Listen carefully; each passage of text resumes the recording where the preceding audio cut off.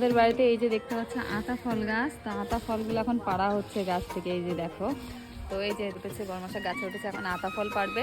দেখি দাও, এই দেখো একটা পেরেছে গাছ থেকে। আর এই আতাগুলো না পাকার আগেই পাখিতে খেয়ে নেয়। আমরা বেশিরভাগগুলো সব পাখিতে খাই, মানে কমই খেতে পারি, পাখিতেই বেশি খায় এগুলো। তো গাছে কিন্তু এবার বেশ ভালোই হয়েছে, অনেকগুলো হয়েছিল এবার। কিন্তু এই যে কয়েকটা এবার পাড়া হচ্ছে, কয়েকটা পেরেছিল আগে, 2-3টে মতো পাড়া হয়েছিল। আর এই যে এখন আবার পাচ্ছে, কিন্তু সবুজ গাছ আর সবুজ ফল তো ওই জন্য পুরো মিশে যায় একদম, হট করে বোঝা যায় না যে ফল কোথায় রয়েছে, কিন্তু পাখিতে খেয়ে যায়।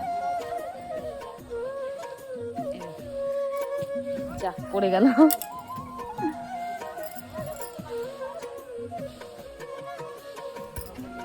দেখি কতগুলো পারে, গাছে কতগুলো আছে। হ্যাঁ কটা আছে, আর হবে? এই দেখো, এই যে আরো বেশ অনেকগুলোই তো হয়েছে। বাহ! আর এই ফলগুলো খেতে কিন্তু ভালোই লাগে, খারাপ লাগে না, আর দামও কিন্তু বেশ অনেক এই ফলের। আর এই গাছটা কিন্তু, এই গাছটা লাগানোর একটা কাহিনী আছে। এই দেখো, এটা পেকে গেছে, পেকে এরকম ফেটে যায় আর পাখিতে খেয়ে নেয় এসে। এই দেখো পেকে পুরো ফেটে গেছে। এগুলো খেতে কিন্তু বেশ ভালোই লাগে, খারাপ লাগে না। আমার তো খুব ভালো লাগে, আমাদের বাড়ির সবাই খুব ভালোই খাই। আর এই গাছটা কিন্তু সেই আমার বীরের বয়স যেরকম, আর এই গাছটার বয়সও সেরকম। আর তুমি কি ওটা ভেঙে খাওয়া শুরু করে দিলে?